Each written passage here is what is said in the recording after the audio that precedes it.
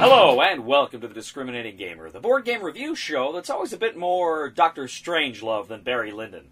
Today, we're going to take a look at this kooky game based on an even kookier TV show. This is Archer: The Danger Zone. Now, before we go ahead and do the montage and the review, just let me say right now, this is more of an adult game, and there's some things on the cards and the pictures and the words you may not want the kiddies to see. So you might want to shut this off before the little ones see it.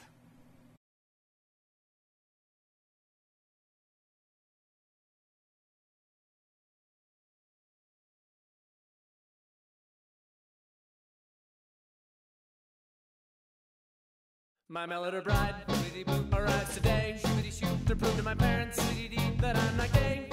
She gets on the plane, away go my fears. This is freaking insane. Her shoes are so last year. My mail order bride arrives today.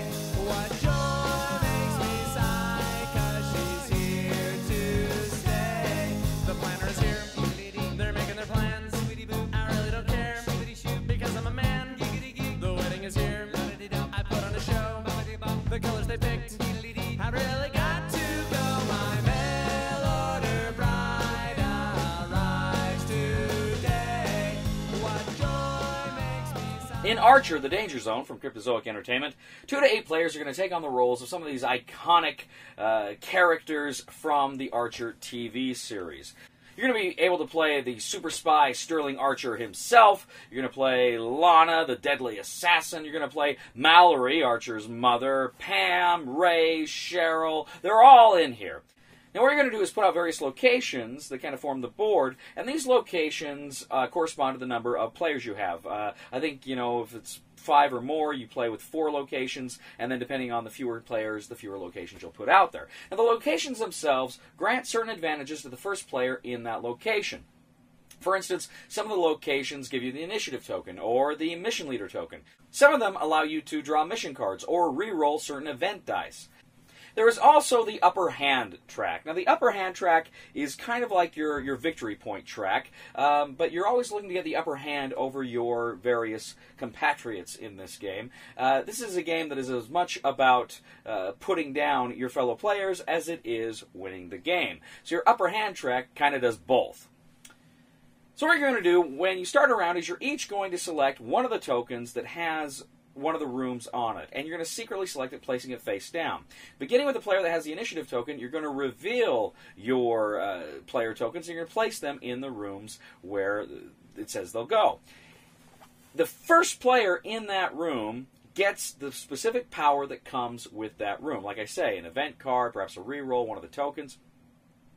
And then subsequent players, when they go in, they get to roll a dice for each player that's already there. And if they roll a 5 or a 6, they can draw one of the cards from their unique deck and try to insult somebody who is there in that room with them. Insulting people, sometimes it just gives you more upper hand, sometimes it takes away other upper hand, sometimes there's a lot of kooky negative effects. Now, once everybody has gone and placed their character in a specific room, then you go to the mission phase. Now, essentially, during the mission phase, you're going to put out, again, a number of cards depending on the number of players playing the game. There's always going to be fewer mission cards out there than there are players. Each specific mission has a different skill check to it. And there are 4 different skill checks in Archer: The Danger Zone. There's sex, there's booze, there is guns, and there is smarts. And different players are going to roll more or less dice depending on what specific skill check there is. So what you're trying to do then is each of the cards has a number you're trying to attain and a point value associated with it, an upper hand value associated with it. So you take the number of dice you would roll after selecting which card you want to roll for. You roll the dice and you hope to get that number. If you do, you get the card, any effects that go with it, including the upper hand track points that go with it. But then, if you roll 5s or 6s, regardless of whether you win or lose the skill check, you can go ahead and draw a number of insult cards from your own personal deck. Now, you can only play one of them, and you got to put the others down at the bottom of your deck, but you play it against any other player. You can knock them down, or you can push yourself up, or various different effects go. But critically, whenever you read one of those insult cards, you have to read aloud the quote at the top. And these things are incredibly funny, and just as often, they are incredibly filthy. I swear to God you could drown a toddler in my panties right now. This was so crude. That is the worst thing I've ever heard. Now, there's some various other ways you can draw the cards depending on certain factors. There's a few other little things going on, but essentially the game continues. You go round and round, selecting the locations, drawing the appropriate cards. Sometimes the event cards come into play. They can add some fun, kooky things to the mix. Then you go on the missions. You roll for the missions. You try to get those cards. You're trying to gain more upper hand, and this goes on and on and on until one of you reaches 20 upper hand. At that point, they are the winner. The game is over. So again, that is just kind of a bare overview of the rules of Archer, the Danger Zone board game.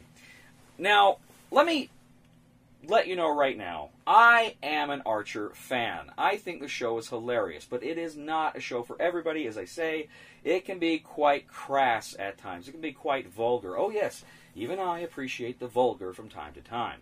It's kind of a substitute for wit. Sorry, Downton Abbey. But anyway, I really enjoy the show. It makes me laugh. Sometimes I'm kind of ashamed at what I'm laughing at, but I laugh. It's a funny, funny show.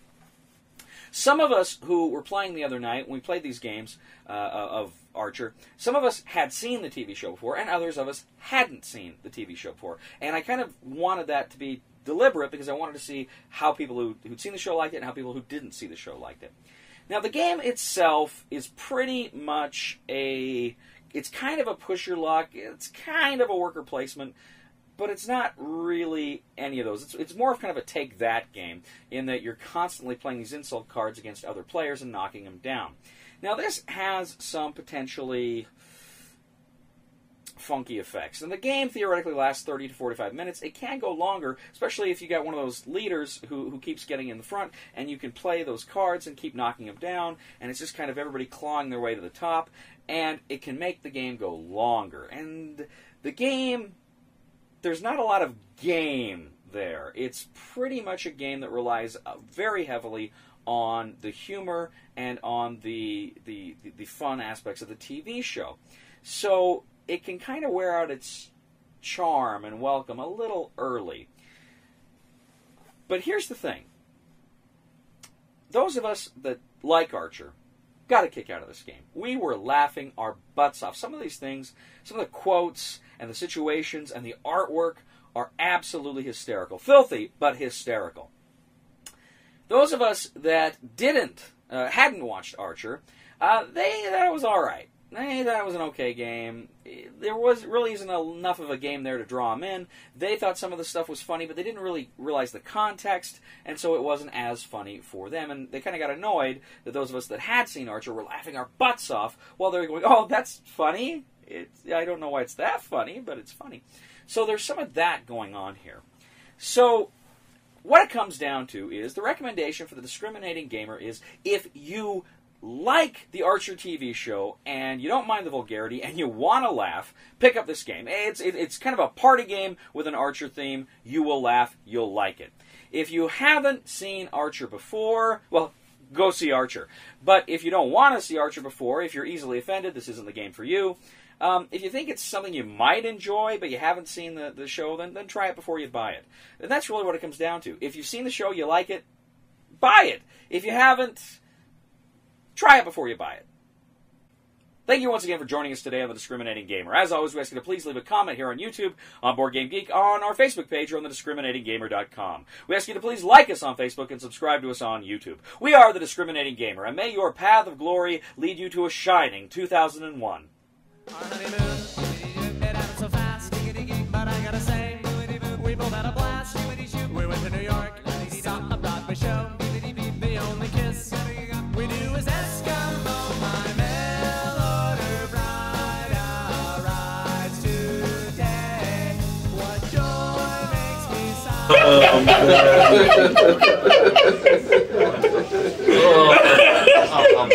Wow. You should see a doctor.